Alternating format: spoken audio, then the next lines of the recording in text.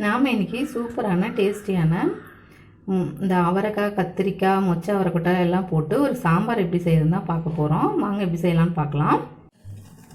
சாம்பார் செய்யறதுக்கு இன்றைக்கி நான் ஒரு 100 கிராம் துவரம்பருப்பை மஞ்சள்தூள், பெருங்காயத்தூள் போட்டு நல்லா வேக வச்சு எடுத்து வச்சுருக்கேன்.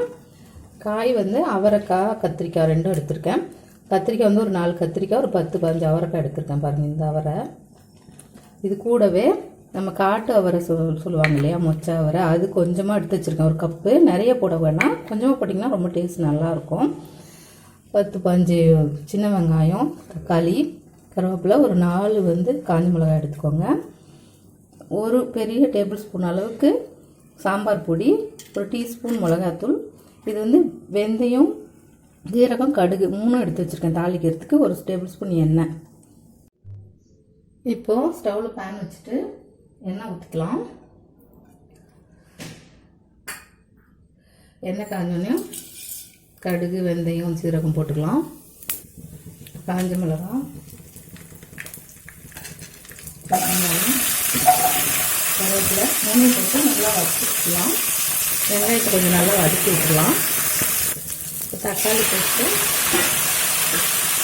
வதக்கிக்கோங்க. பாதி அளவுக்கு வதங்கினா போதும், ரொம்ப வதங்கினா வச்சுக்கோங்க. காயெல்லாம் போட்டுக்கலாம்.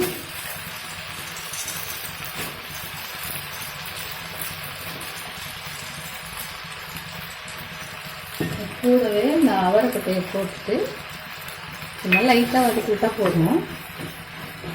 அவ்வளோதான். பருப்பு ஊற்றிட்டு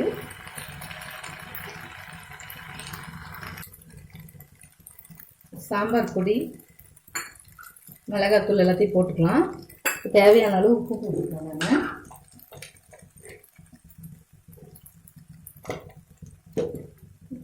நான் தண்ணி ஊற்றிக்கலாம். நான் ஒரு கப்பு ஃபுல்லாக தண்ணி ஊற்றிருக்கேன். நீங்கள் பார்த்துட்டு தேவையான அளவுக்கு ஊற்றிக்கோங்க. அவ்வளோதான். இதை மூடி போட்டு ஒரு 10 நிமிஷம் காயெல்லாம் வெந்துட்டோம். அது வரைக்கும் வேக வச்சிடலாம். இப்போது ஓப்பன் பண்ணி பார்த்துடலாம்.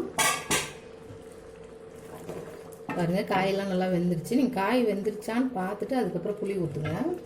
ஒரு சின்ன நெல்லிக்காய் சைஸ் புளி ஊற்றினா போதும், ரொம்ப ஊற்றிடாதீங்க, புளிக்கும்.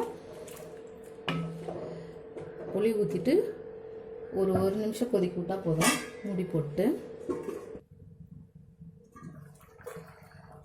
அவ்வளோதாங்க, நம்ம சாம்பார் ரெடி ஆகிடுச்சு.